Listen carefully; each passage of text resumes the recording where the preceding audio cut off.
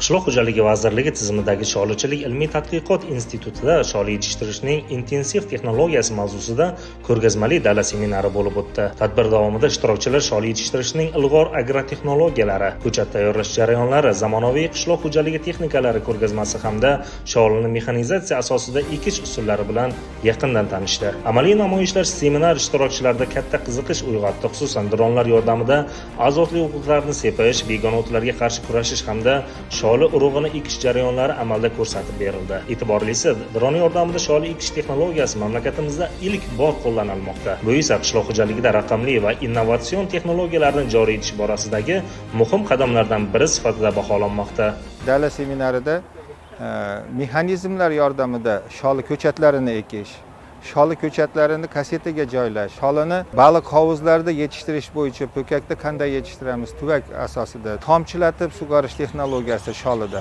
Bundan tashqari, sholi maydonlarida dron yordamida mineral o'g'itlar sepish, gerbitsid sepish bugungi kunda va sholi urug'ini sepish ishlarini amalga oshirildi. 1 gektar maydonda dronda 10 minutda sepib chiqyapti.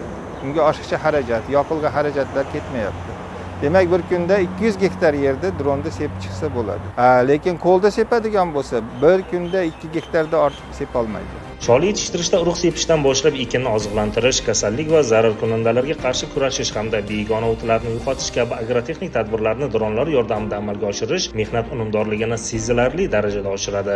Xorijiy tajribalarda ushbu texnologiyalar samaradorlikni qariyb 30 barobargacha oshirishga xizmat qilgani kuzatilgan. Hozirgi kunda qishloq xo'jaligida zamonaviy texnologiyalarni joriy qilish bu kundan kunga barcha jabhalarga kirib kelmoqda. Shu qatorda mana sholichilikda ham bugungi kunda seminar jarayonida qishloq xo'jaligida toki ekishdan boshlab hosil yetishtirib olgungacha bo'lgan barcha texnologiyalarni zamonaviy dronlar bilan ishlov berib va ular orqali ekish, mineral o'g'itlarni sochish va o'sha begona o'tlarga qarshi kurashish bo'yicha barcha ishlarni dronlar orqali amalga oshiryapmiz. Buni asosiy ustunliklari juda ham tezkorlik bilan ishlov berilishi, bu o'z vaqtida zararkunandalarni oldindan himoya qilishi va ekish jarayonlarida bir xil tekislikda tez ekishi bu hosildorlikni va oziq-ovqat xavfsizligiga juda ham katta imkoniyat yaratadi. Shu bilan birgalikda oldin mana ekishga kirganda texnikalar kirardi, juda ham qiyinchilik tug'dirardi.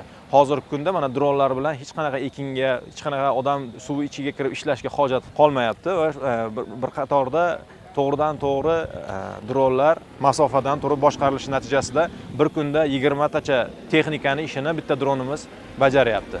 Joriy yildan boshlab respublikamizga eng zamonaviy va so'nggi rusumdagi yuk ko'tarish qobiliyati 100 kilogrammdan yuqori bo'lgan dronlarni olib kelinishi va qishloq xo'jaligiga, xususan sholichilikka keng tatbiq etilishi kelgusida yuqori hosil yetishtirib, klaster va fermerlar daromadini va mamlakatimiz iqtisodiyotini yuksalishiga xizmat qiladi.